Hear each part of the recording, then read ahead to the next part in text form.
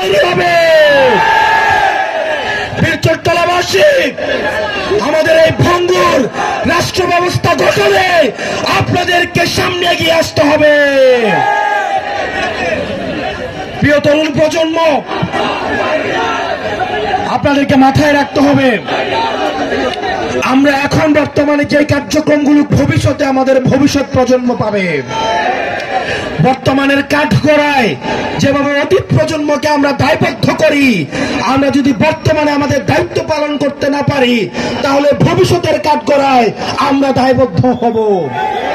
সেজন্য আমাদের একটা নীতি নির্ভর রাষ্ট্র লাগবে, একটা ইনসাফ ভিত্তিক রাষ্ট্র লাগবে, যেই রাষ্ট্র ব্যবস্থায় স্বাস্থ্য, শিক্ষা, অবকাঠামো, কর্মসংস্থান, সাম্প্রদায়িক সম্প্রীতির মধ্য দিয়ে একটা গ্রহণযোগ্য এবং বাসযোগ্য বাংলাদেশ গড়ে উঠবে। এবং সেটির জন্য আমাদের এই তরুণ প্রজন্মকে ঐক্যবদ্ধভাবে কাজ করে যেতে হবে। আমাদের মধ্যে বিভাজন করার চেষ্টা করবে, আমাদের মধ্যে বিভিন্ন রাজনৈতিক দলের মধ্যে বিভাজন করার চেষ্টা করবে। বাংলাদেশের ফ্যাসিবাদ বিরোধী প্রত্যেকটি রাজনৈতিক দলকে বলবো, আজকে দেখলাম ফেনীতে একজন বলছেন, শ্রদ্ধা জানিয়ে বলছি, বাংলাদেশ কারো বাপের না।